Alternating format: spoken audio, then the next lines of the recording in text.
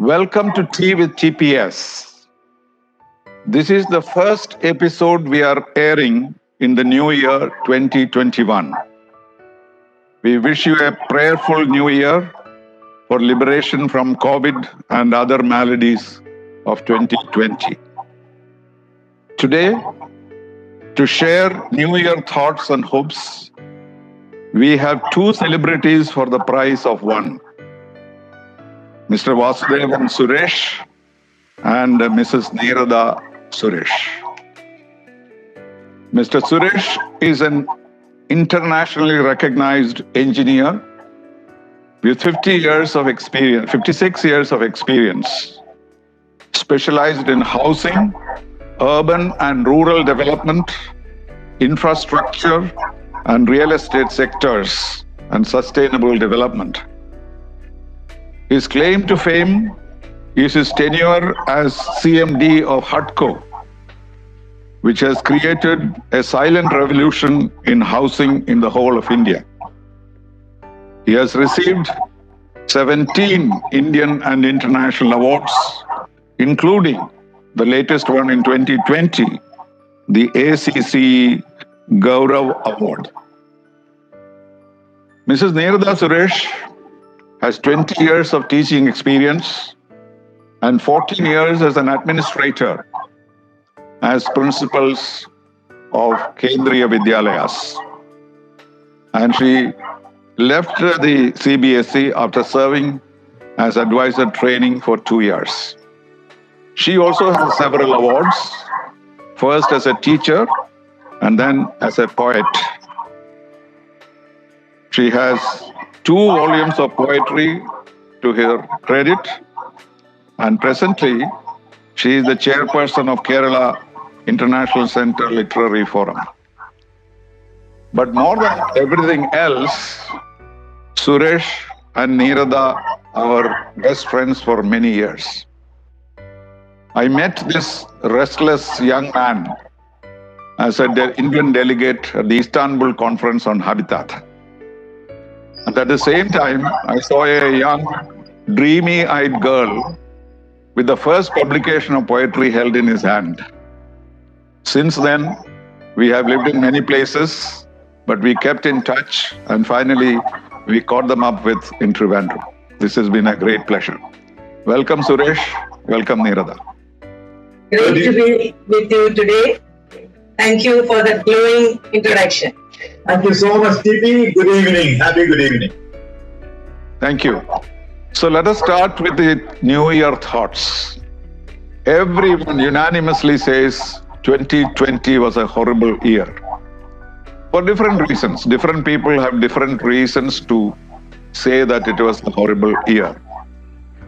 But at the same time, it was an experience that humankind had never had before. Most of us who were born after the Second World War have not seen any calamity of this nature in our lives. We have heard about wars, we have heard about pestilence, plagues, etc., but they are all away from us. But no calamity has enveloped the whole humanity, wherever you are, and that is what a pandemic does to you. We are optimistic. We think that 31st December 2020, the bad times are over. But there is no such a line between 2020 and 21, except in our own minds. Because we believe that 2021 has to be better than 2020. And that is the hope that humanity has. But we have no idea where this is going to end. We do not know what the world will be at the end of the pandemic. What would be the demographic structure of the world?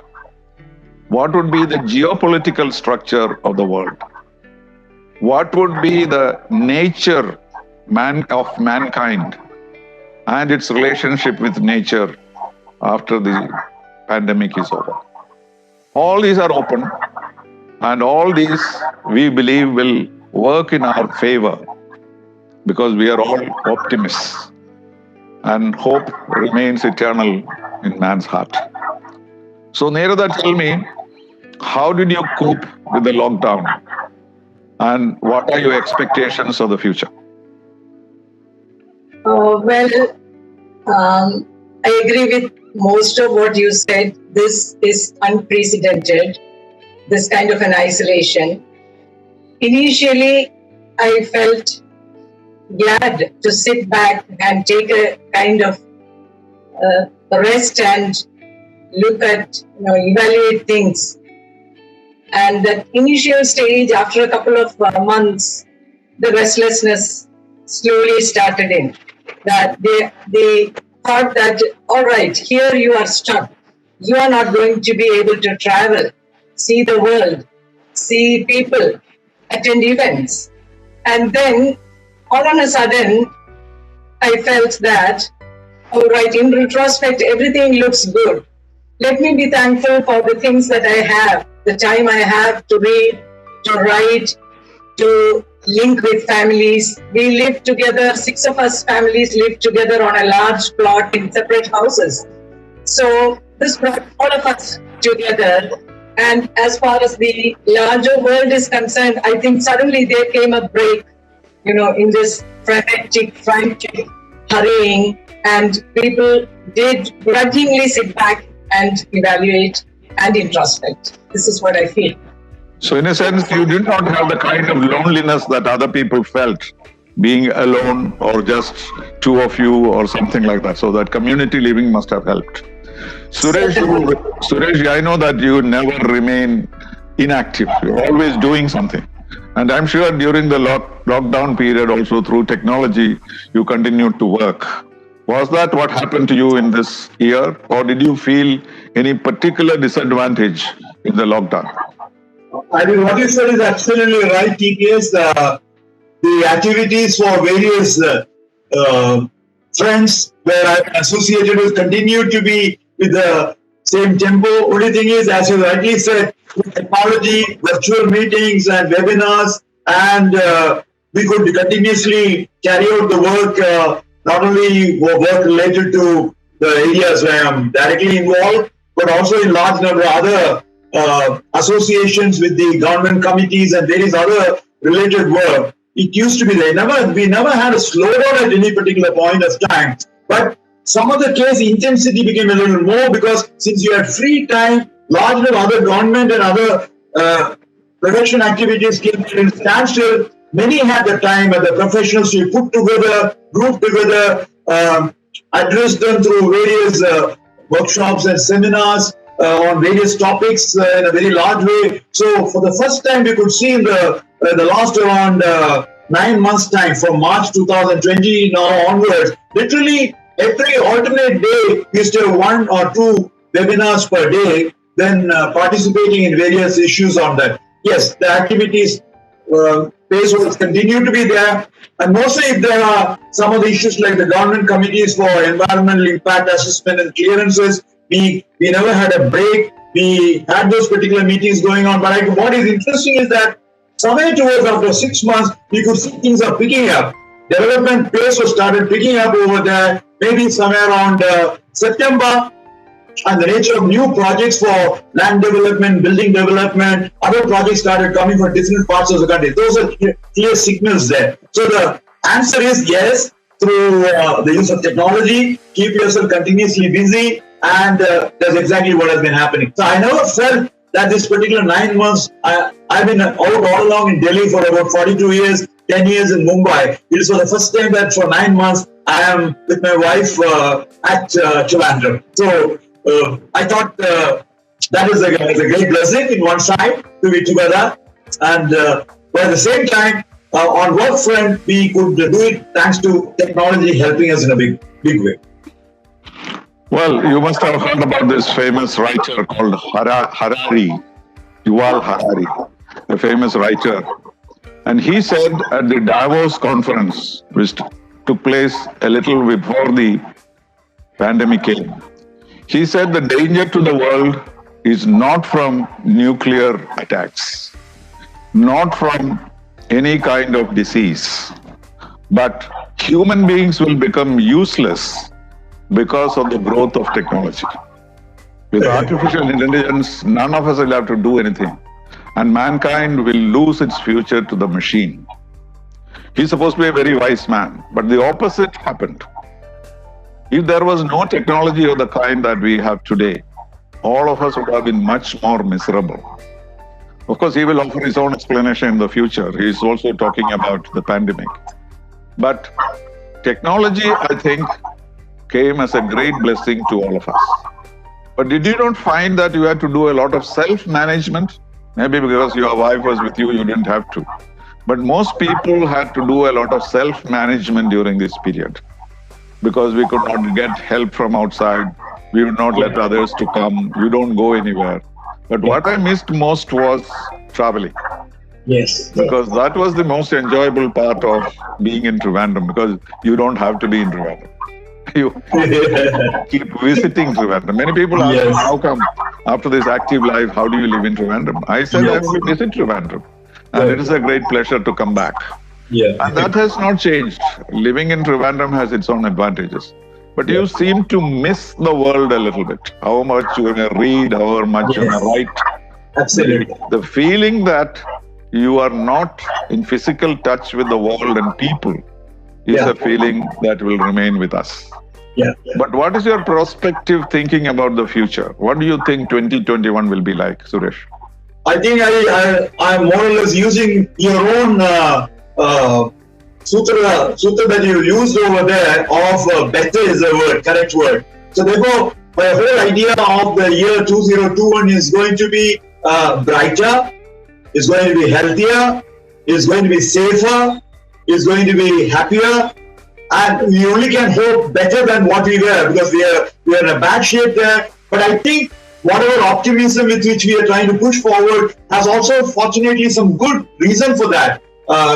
We have just ended with the vaccine coming around, not 1, 2, but 3 or 4 coming, likely to bring in a lot of hope to everybody and bring in better health and also comfort level, and also most important, the anxiety level being reduced over there, and that's a positive thing. The second component is that we are a bumper crop, and that's a good aspect for the country by itself. It's very well, and all from Q3 onwards, all the numbers for the economic development and manufacturing, other segments already have started looking at good amount of results, even reflected very well also in the Sensex in a large way. Never before we used to get into 48,000 and other levels there. So those are all positive indicators there of economy building up. And in my own sector, on the housing, urban development and infrastructure sector, I started seeing the signals right from September, October, November. September started through other signals which I have been getting and participation in the meeting, but later on, clear indication of developmental thrust increasing in a large way. And therefore, I would only hope that it is going to be in an optimistic way, better way. And I think if you're able to manage that particular one, it'll be good. But I think we'll never get back the same normal as it was before March 2020. A new normal is going to come. So that's going to be a change that will be there. So we got to all get geared up to that particular change of the new normal setting in the situation. And that will have a phenomenal amount of impact. I can open up a little later on what does it mean to towns, what does it mean to offices, the way they look, what does it mean to schools, colleges, the way it's going to work with the education. Everything is going to be done through virtual education or virtual entertainment or working from home. Even big companies like Microsoft and other related ones, even after the COVID, once or 3 years up, they still have decided a major thing. Still 60 to 70% will still be working from home. It's a very major decision. And there's also a period where profitability has increased substantially. So they've got good thoughts on that. So the new normal will bring the new dimension of the built environment, nature of office spaces, nature of schools, nature of colleges, nature of residences, all these particular things will undergo a major change than what it was. We never had conceptualized that in 72 years of our independence. So that's going to be the new normal that will come in the shape of the new built environment. Okay, I do not want to ruin your optimism, but let us look at the last 7 days of the new year. If the disease is our major threat, there is no let up. In fact, if anything, it has only aggravated. Day before yesterday, United States has the largest number of deaths in a day after so many months of COVID. The vaccine is around, but nobody knows exactly how it is going to help. So if COVID is the threat to mankind, there is no let up. But what we are doing is we are trying to live with the virus. This is what we are doing. So we are adapting ourselves. We are looking for the better things in life, the unexpected benefits, as it were. And there are some of those. I agree with you. But the optimism is not well grounded in terms of the disease. That is what I regret.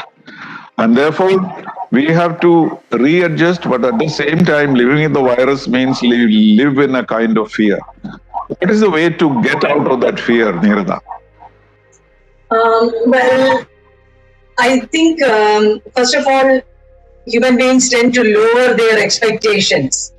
See, in the past 1 year, when I had been raring to go, now I have lowered my expectations and I'm content with thinking that, okay, if I cannot go out, well, what is it that I can do at home, in the neighborhood, which will take care of my safety too?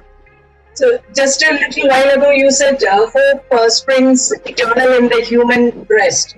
So without looking at the work front and office spaces, I think at the human level, at the raw basic human level, people will definitely be nicer and people will, in their relationships, and people will value one another and think in terms of the, let's say that life is indeed precious. It's not for, lesser feelings like envy, jealousy. This is what I am hopeful about. That less is more kind of a concept that we can survive with health as our primary concern. Yes, but the danger of optimism is also that we have become less careful. 1 week ago, most of us were more careful than we are today. So we have an illusion of goodwill, an illusion of welfare, or an illusion of a better future. And that can be dangerous, and that's why what we see everywhere, many functions, people go without masks, social distancing is not practical. So probably controlled optimism, or the feeling that this is not over, has to also settle into us. Otherwise, it can cause more dangers to humanity. Well said, well said. Cautious optimism is the best word. Cautious optimism with all the protection that requires to be done at all levels, individual level, group level, community level. The discipline has got to be there. With good discipline, once we do that, I'm sure we should be on the right path. If something has not happened in the US, the number of deaths increasing, etc., it's also the way why discipline has been little lesser in those areas. They all wanted freedom of all nature, less or more control coming, and that could be the reason why the maximum number of patients and maximum number of deaths have happened in the most prosperous country of this world, that is the United States. Why should it happen? With all the facilities, amenities, healthcare, all being available, still. Actually, Suresh, this has affected richer countries more than the poorer countries. This you are aware. Yeah, that's the immunity level could be. Many poor countries in the world where it has not perhaps even been discovered. People may be dying, but they don't know they have COVID. But certainly none of these smaller countries in Africa, for example, has a problem of this kind. They have diseases, people die, but they don't care about it. While in the developed countries, where they had all the comforts, when they were deprived of that, they felt the force of the pandemic. But the other theory you must have heard, Neerada, that women leaders, wherever they are, starting from New Zealand or Taiwan or any others, women leaders have been able to deal with the pandemic for some strange reason. Successfully. Can you figure out? Yeah, I think that's probably because women nurture the family and they somehow feel that health is the responsibility of the mother, without being any gender biased, if I may say so. The concept that health is one's own responsibility is less ingrained in the, let's say, as you say, the country heads where it is a male member. But I think women by nature feel that health is their own responsibility and extend it to the family members. I don't know, correct me if I am wrong. This may be also true about our own health minister, you think? Yeah. Oh, yes. Because she's often referred to as the teacher, but also referred to as the mother. So perhaps that has that care that Yes. she has, apart from all the other advantages probably Kerala had. So the fact that we have a female health minister may also have contributed to this. Certainly. That's a point. Technology, Suresh. Yeah. In engineering, what are the developments of, say, the last 2 years? Unprecedented technological innovation. You're talking of the civil engineering or any Any engineering, in technological field, in engineering, whether it is construction or whether it is architecture, whether it is more nature level. You have a home built by a famous architect who, sort of integrated it with nature as it were. That's why we don't see a painted wall behind you. So these are all trends which have grown over the years. Having seen this for 56 years, what do you think is the most striking innovation in housing?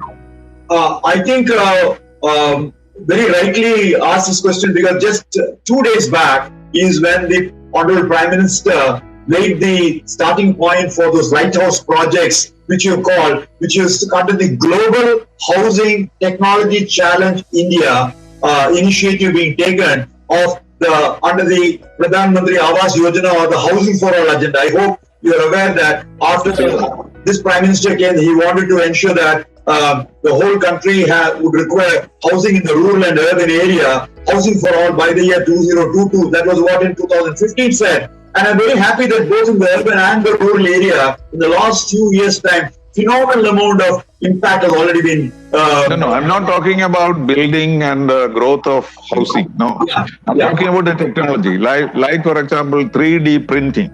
Yes. How far it is going to change the construction system in India and the world? It will. Is it a reality? Is it a reality?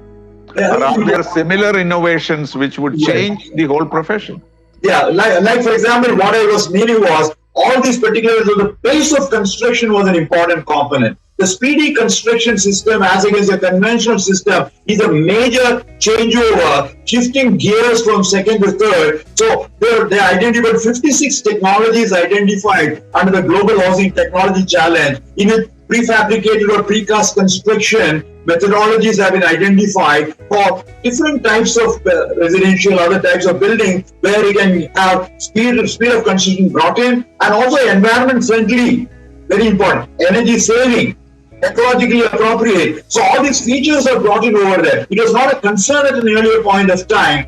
Linking with the Sustainable Development Goal to the year 2030, where a large number of goals have been identified. 11 out of the 17 goals affect the built environment. So they're trying to incorporate those particular things, that these technologies have been evolved. The 3D printing will come, wherein layers and layers being appropriately done for certain amount of buildings, but not in your mass housing and mass building development. But the speed of construction becomes an important component, and that's a major area. The other 2-3 significant thing is integrated water management and integrated energy management and waste management. 3 significant components. It is not walls and roofs that matter that makes building, and the important thing is all the service and amenities where we have major problem of water shortages, energy shortages. How do you bring down the cost of those areas, save energy, save water, or what I call sustainable development features are being incorporated increasingly, or the green building movement, if I may use the word. So that's coming in a large way. Lot of technology breakthrough in the air conditioning system. You'll be surprised, TPS, to know that if one room of 100 to 200 square feet is to be done with 1 or 2 tons of air conditioner, namely 1 ton of air conditioning for about 100 to 150 square feet of your room space, you'll be very happy to know that we can have with the same 1 ton of air conditioning, around 800 square feet being cooled now. Can you just imagine that with the tonnage of air conditioning comes down, by nearly portable air conditioner also now. Yes, very nice. You're right. But tell me also about this 3D printing a little more. Yes. When is that going to be commercially viable? Because I know there is a building right in the middle of Dubai. Yeah. So the theory is, in my imagination, tomorrow if you want to build a building, you simply take a photograph of a building. That's all. Yeah. And then it becomes a building. Yes, and that kind of a world, when will it come? Then you will be out of jobs, of course. No, we will not be out of job. To do that particular thing, a different new type of skills will be required. The idea is it will be coordinated, it will be integrated, a holistic approach will come in over there. It cannot be what an architect does, what an engineer does, what a service people, mechanical, electrical, plumbing, all have got to be thought of to the last of the screw has got to be identified when you have the 3D printing type of work to be done. Every detail has got to be brought in over there. And which I just now said about the global housing technology challenge in India, the new technologies coming over there, they are going towards that. Maybe for conventional construction, we are getting 2 to 3 notches above with those technologies. The 3D printing will be a few steps forward. I'm aware of the latest one done in European countries as well as in Dubai. In 3D printing has been done over there, but structural systems will continue to be utilizing the main structural frame. But the remaining component of non-structural other related thing can be done with the 3D printing in a subsequent. So, do you think you still may need a brick and mortar to complete it?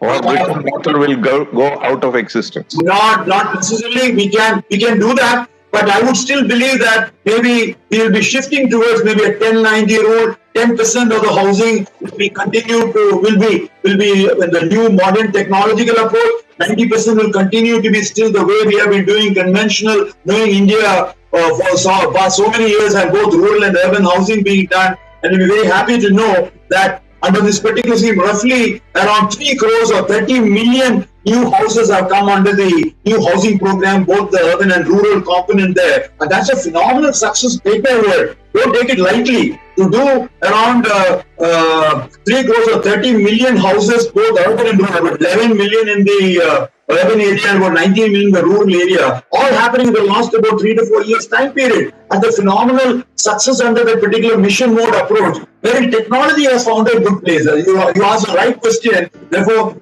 that's why the first step. And incidentally, I just thought you should know it. The Prime Minister had declared that the year 2019-20 and forward is declared the year of construction technology. I just thought you should have a look at it and link with that the thing on solar technology, water technology, and also waste management technology. All these put together, you have a series of inputs that's coming into the built environment, which will bring in future new technology than what we have had. The new building blocks will be different than what we have been used to in the last 4 decades of reading. Other products, when technology changes, you can throw your old camera away and buy a new one.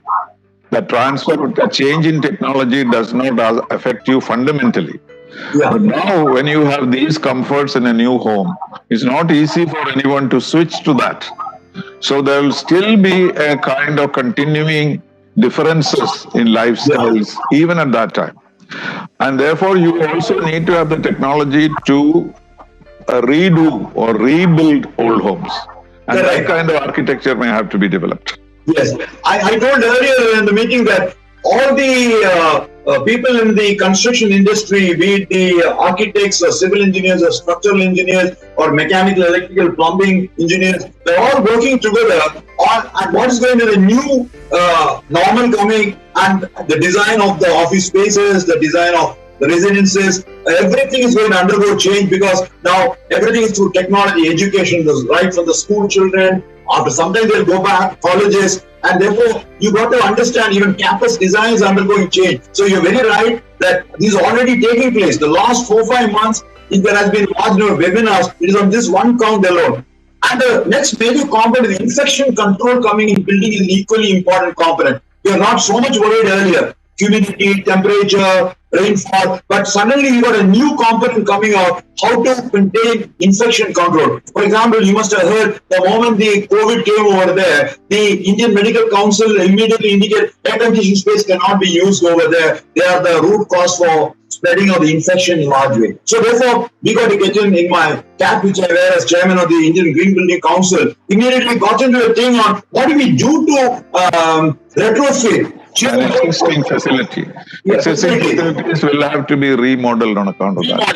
There are a lot of new technological interventions coming over there for infection control, the filters to be done, the thing to be done. Hospitals are a very important component because that's where all the patients have to go. The new hospitals we built to deal with the infectious diseases, that's also building component. So that's also another area into which we have been working very, very closely to deal with those particular situations of not only construct faster and also with less infection spread coming and separating the most of the hospitals do not have a separate infectious diseases component at all. How do you deal with those particular aspects is again another major one at the office level, as I told a little earlier, even in respect of the schools level, colleges level, campus level, hospital level, all this come very important. Residential, all the apartments which are being built by the leading builders, all their drawing, the plans are already undergoing changes over there. As against the larger bedrooms component coming over there, they're thinking in terms of spaces by which you can work on.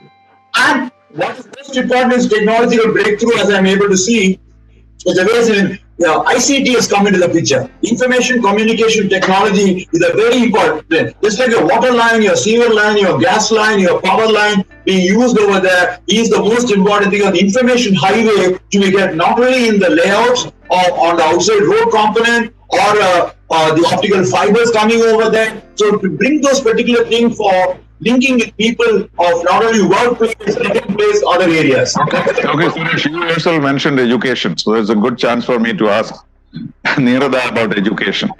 So what is your assessment about Indian education in general? You hear so much about world universities, the Finnish schools, so many things are happening in the world. In fact, the theory is that in the last 10 years, education has changed more than it had in the previous 100 years. This is true, actually. And in that case, teaching in India and looking at the world, what hopes do you have about Indian education matching global education?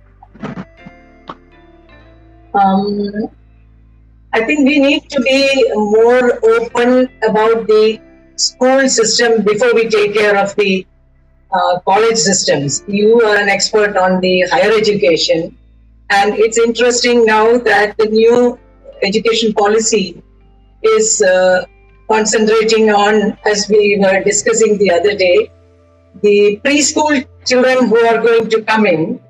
At the age of 3.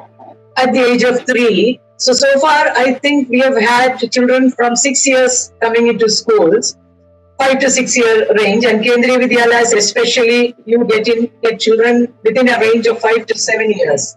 So but objectively, we have always been saying that when they are small, 3 to 4 to 5, let them just play around and enjoy themselves. Don't restrict them to a school curriculum or a particular class structure, etc.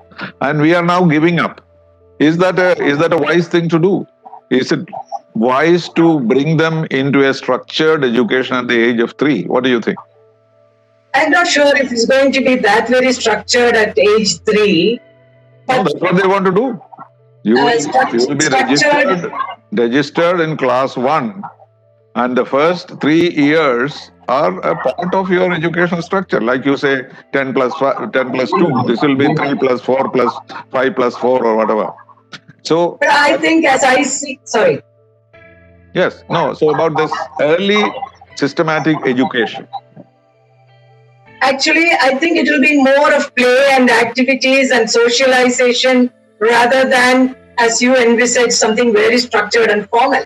It cannot be. What do you think a 3-year-old can expect from school? My only concern, I am interested and intrigued by the fact that how are our schools going to be geared structure-wise, infrastructure-wise, for a 3-year-old to 6-year-old till he gets into the framework of the formal education. So we first need to think in terms of infrastructure. A 3-year-old, what kind of space a 3-year-old will want? More open, the outdoor and indoor merging together. Do we have that kind of luxury? So this is my No, hope for that way, most of the recommendations of the commission on changes, they all involve more people, more facilities. You know, to have the kind of thing, you need to hire 2 million teachers. Where will you find them? Yeah. Now these days we have Anganawadis and unstructured schools and things which are running on their own. How to bring them all into a system? How to bring them textbooks? So these are all issues. But we are discussing it at the theoretical level. Practicality, leave out for a moment. But as an educationist, would you recommend structured education for children at the age of 3? That's all that we can settle this time. Structured, well, I'm not for very, very structured. They will have to take care of the freedom of children, freedom of movement, freedom of expression, and the built-in environment will have to be conducive to from 3-year to 5-year-olds, 6-year-olds. So I'm not sure. And the second innovation is that skill training should be given to them at a very early age, class, say about 9 and above. Is that a practical idea? Right now in class 6, they are kind of envisaging that from class 6 onwards, you go into vocational education with, where they will be attached to factories or units nearby. No, but this doesn't happen even in developed countries. Developed countries, it's up to about 17. They have regular education. And then they determine what their tastes are, what their talents are. And then you divert them instead of sending everybody to college. That is the present system, which I thought was a very wise system. But at an earlier age, you give them carpentry and other semi-skill kind of options. What will they do when they go to a higher class? Will they be diverted now, or is it meant to be simply to help your wife to fix the kitchen tap or something like that? If that is the intention, it is fair enough. But if it is to offer them alternate careers, it's a little bit too early, I think. I agree with you there. I am not very clear reading the education policy on how they are going to link up vocations and skill. See, one is looking into carpentry, air conditioning, etc. But in our country, everybody values a degree, at least minimum till a BA or an MA, MSc degree, minimum BA, BSc degree. So I am not sure how they are going to break free of that hold and get children to choose options or vocations. That is why the exit points. After 1 year in college, you can have a certificate and leave and do something else and keep the credit somewhere, and you come back and do it. I'm not sure how many will exit that way. How many? That is the system going to be. After the 2nd year, you can have a certificate and go. Yes. 3rd year, you can have a diploma. And 4th year, if you do, then you graduate yourself for the higher education. So this enables you, if you get into the wrong course, because these days what happens is we have very few options. So either it is group 1 or group 2 or group 3. There are no options. You cannot mix mathematics with music in our present system. And therefore what happens is people join mathematics, realize 2 or 3 months later that he cannot fit into that class. He can only drop out. While here, you can drop out with the results intact. You go and do something else and come back and use the same credit for a new course. And this is the liberation of education that is going to take place. But that doesn't apply to school education. But that liberation has to start from parent side. With us, it is the parents who decide what the child is going to opt at. That's what I have seen. They have made that choice to liberate them if they are in the wrong place. That is the purpose. No, that's what I said. Parents have a greater say than the child himself. So first we need to break free of those shackles where a parent decides that my son or daughter is going to be a doctor or an engineer, or whether I will let my son or daughter take up painting and dancing, etc. So as long as that mindset is fixed, I am not sure if the child will be free, really free to choose the subjects of his choice. And when you say you choose the subjects, if I want to do music, with literature? Is there an option? If I want to do music and English literature, will there be a provision for that? And I also noticed that the policy talks of using mother tongue till say 5 or 6 years, 6th class or 5th class. So I am curious because in a setup like where I came from, Kendriya Vidyalayas, in a given class you have children ranging from coming in from different states of the country. Let's say minimum 8 to 10 states, children study in one class. Now, whose mother tongue are you going to use in the primary? No, Kendriya Vidyalaya, they have decided to make an exception. What they are saying is that the first 5 classes, that is after the first 3, that is up to 8, you continue in your mother tongue. Except Kendriya Vidyalaya. They specifically say that. That is what we did. I did that. Till class 10, I learned everything in Malayalam. And suddenly switched to English. And the first 2 months, I did not know what I was doing in class because we had not heard much English in a municipal school in Kayangulam. So, but then that switchover was possible. See, finally, I competed with Oxford graduates and Harvard graduates for the civil service examination.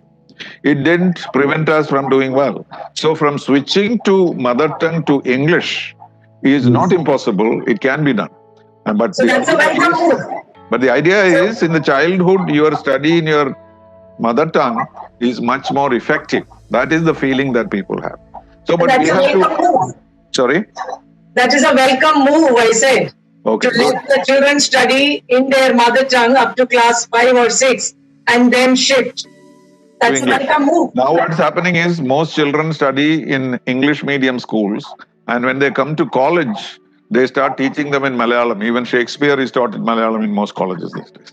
So they don't know Malayalam and they don't know English, and that is a confusion. But the three language policy that the new education policy is proposing is very effective. Let me ask Suresh about engineering education. What is an ideal situation in engineering? 5 years? Actually, presently, civil engineering, all engineering is 4 years after the +2. But I personally would like to have them get on at least about 1 year of actual practical orientation because they start dealing with any one of the civil, mechanical, electrical, any engineering only when they get out of the college. What I would like is just as house surgency for doctors for about a 1 year period, or working with the seniors for articleship for the chartered accountancy, as well as the lawyers there. If they can also work for a 1 year time period over there, then only give the degree. Then you have a really rounded personality of the engineer coming out of the colleges, because you're getting otherwise producing as much as I understand about 20 lakh engineers every year unemployable, which is not good. So that's not good. I was going to make. This was valid during your time. Now, most engineers don't do engineering. Do you know that in the civil service today, 60 to 70% are engineers? Yeah. Why does it happen? Because they don't have opportunities to do any work. Yes. And then they forget engineering. You know, they study for 2 years for the civil service. And I know that in the UPSC, they'll immediately ask, if you are an electrical engineer, what is the difference between current and power? Things like that. You ask them that question and they will not know. They say, sir, no, I have forgotten my engineering. So it is neither engineering nor a civil service in which they are able to get enough education. So the unemployment problem is a huge one. But Yes. do you know that non-graduate engineers get better salary than graduate engineers? Because of the practical hands-on experience. Use their hands. Hands-on experience. Exactly. In fact, I had a little view when you were exchanging with Neerada. Don't expect in the school education everybody to go to the 10 or 12, etc. Imagine the large number of workforce requirement India requires for different sectors of economy over there. They identified 42 major sectors identified, and you require people to work. All do not have necessarily completed. No, but your problem, two problems, Suresh. One, we have no dignity of labor. You will never want your son to be trained as a plumber. But the plumber makes more money than you do. Anybody can meet me, but I try to see my plumber. He will give me a date. The parents decide. The parents. 1 month later, the parents will not decide. That's one thing. And then our salary structure is all upside down. In the United States, it is not the president who gets the biggest salary. It is the person who works the hardest job. You know the hardest job in America? Stitching up dead bodies after a post-mortem. So that guy gets more salary than the president of India, president of the United States per hour. That is how the system should be. Not that the stone breaker gets the lowest salary and the person who sits in the air-conditioned room gets a higher salary. So these two things are a problem for us. I don't know when we will resolve it. But what happens is now you do your BSc, you do your MSc, and finally you become a bus conductor. You could have been bus conductor 10 years earlier. Yes. That's where I feel the education policy is good, because you're getting into the stream large number of vocational education which will be employed. They will be employable because they have the right skill sets required. Will they be diverted or will they all go to BSc, BA afterwards because of the parents' pressure?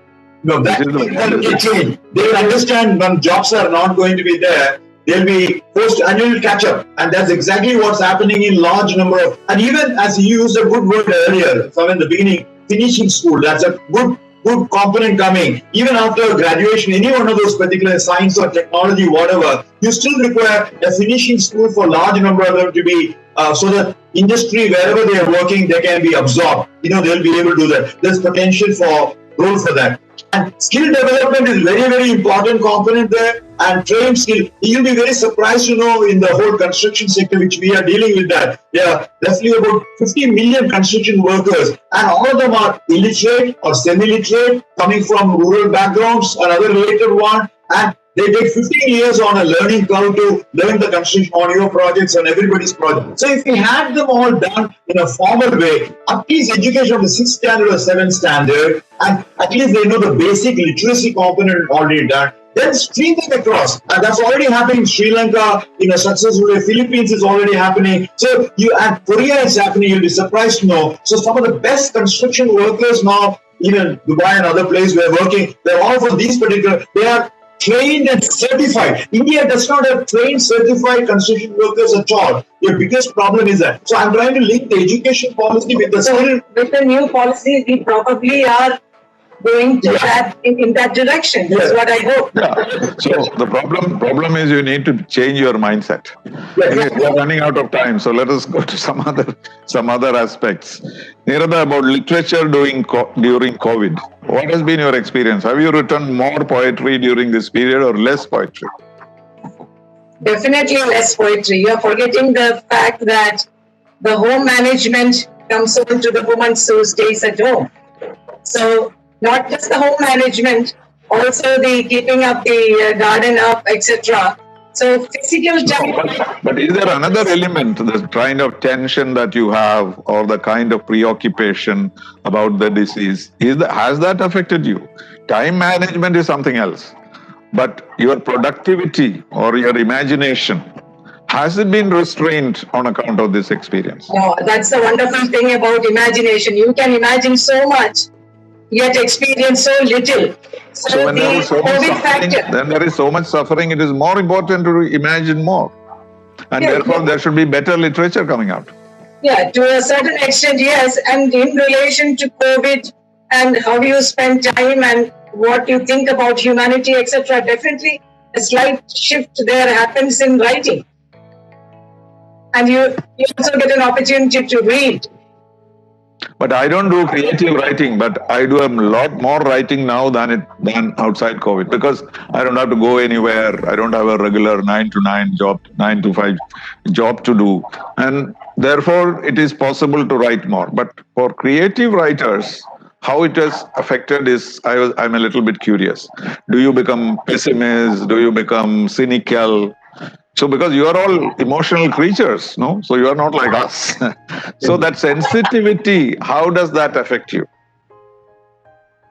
No, you still think about the nice things about life, interpersonal relationships, all the basic human nice feelings for each other. All that is there irrespective of a war-torn situation or a pestilence or pandemic-ridden situation, the basic feelings of love, attachment, etc. still remains the same, and you start writing on that. You don't altogether become pessimistic. Is there a lot of COVID poetry or COVID novel coming out? Not really, but maybe a couple of COVID poems or COVID touching lightly a couple of poems, especially after you inspired and you advised to don't be left behind, start writing about COVID too. Of course, you can write, but you don't get obsessed with the cholera or COVID or any cancer for that matter. That somehow you reconcile. One thing that happened to all of us is that sense of mortality. You never thought in terms of an age which is considered, oh, after that you are not worthless, you are worthless. That kind of a feeling has come when they say, if you are above 65, don't go out. No. Nobody has told us that. 95 years also people go out. So a new sense of mortality has set into human mind, hasn't it? That's a difference between writers and others probably. That writers already deal with mortality, existential dread, etc. in their mind throughout. They stare at it right from the beginning of your writing, So it's nothing new and overpowering that you are paralyzed and you can't think beyond that. It's part and parcel of the frame of mind of a writer, probably. Okay, our final subject is the life we are having in Kerala. Suresh, you have not lived in Kerala for long. But what is it that you find? Of course, we talk about Kerala model, we talk about intelligent people in Kerala, hardworking, and these are all features you see outside. People swear by Keralite in the Gulf. But the same Keralites, when we come back home, we change. And therefore, we get into various problems. Have you noticed it in Kerala? Yes, I have noticed that. It's rather disturbing. Why should it happen like that? Having lived around 42 years in Delhi and 10 years in Mumbai and coming over here, I could find a different type of psychic, the same people having a different, maybe partly the political stream could be a reason on that, maybe taking it easy, and large number of things are made easier than you work for or strain for that. That could be another reason possibly for that.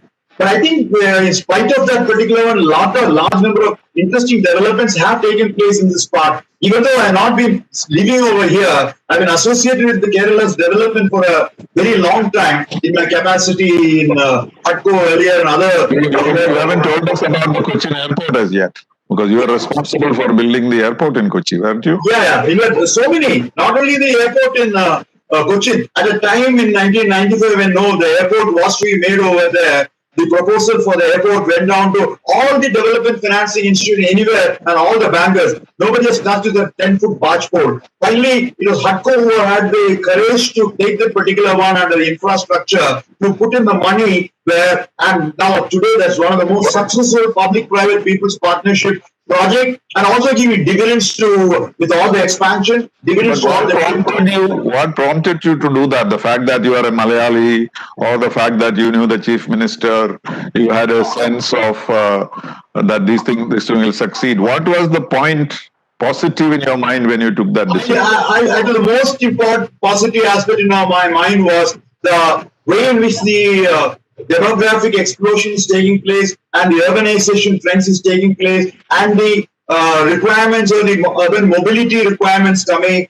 Airport was an important area and that requires to be done. And all over the world, the airports are not necessarily within the city. Many of them are far away in most of the developed countries also. So therefore, I knew that this airport will succeed. And at that point of time, for us to put the money, nobody was there to put in that money over there. And all that we had were about around 30 odd crores of equity between the government and the private sector from Middle East people, and with the 90 odd crores of equity to come in, and they had to require an airport to come. But I think the good sound system came in over there of putting the user charges for every, that's the first time it came over there. It's a policy decision of the Civil Aviation Ministry along with the state government to bring the user charges. For every flight landing, you have to pay that small little amount. They'll go into an escrow account. Second one is you're also getting the airport with the right level of inputs to deal with the development, and it helped well.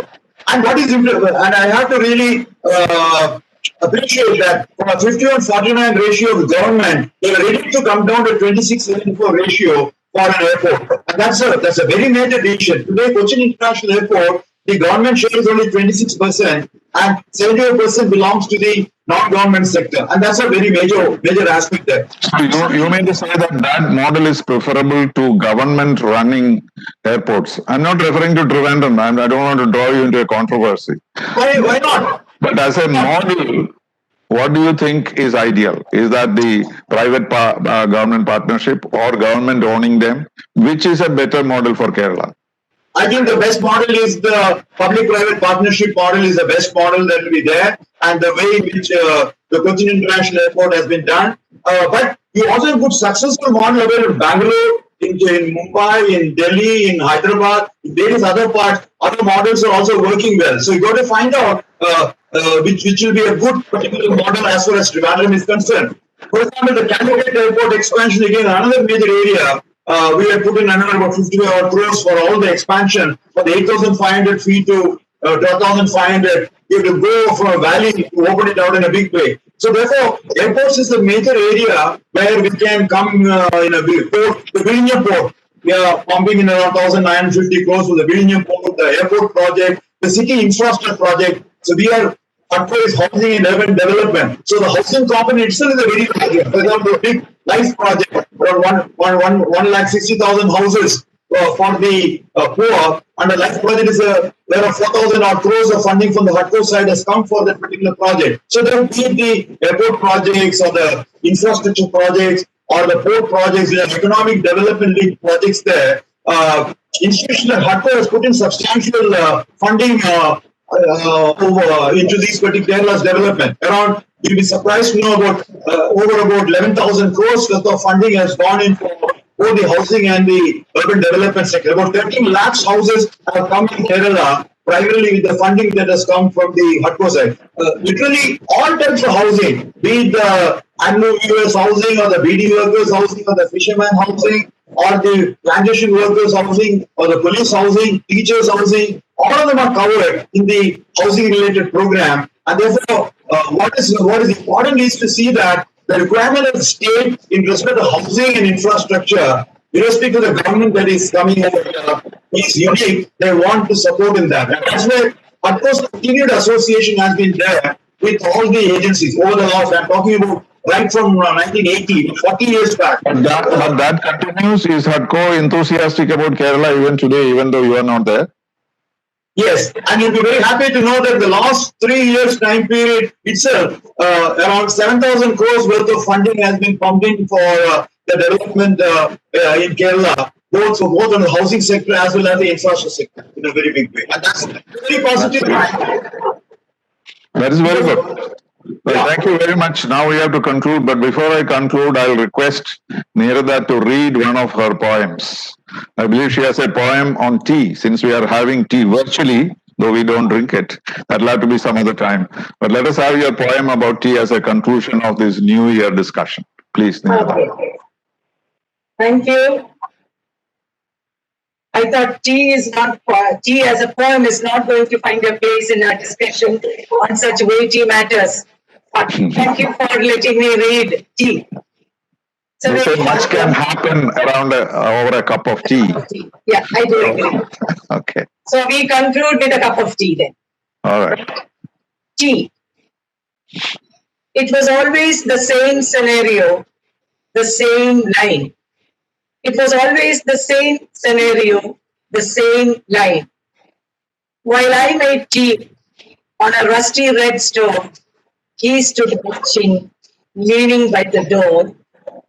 While I made tea on a rusty red stove, he stood watching, leaning by the door, and then said, I like the cut of your dress, as though it were a cue to turn the stove onto sim and let the simmering within come to a boil. And before anything could spill, the tea was made and drunk in a silence battered down by banal words. Thank you. Thank you very much. I think it tells a lot of stories. Many things happen around a cup of tea or making of a cup of tea. Yes, certainly. Thank you very much, Suresh. Thank you very much, Neerada, for sparing this time to have this lovely conversation. Let's have more of those. Thank you for joining me with a virtual cup of tea this evening. Thank you Thank very you for much. inviting us. All the very best. Thank you.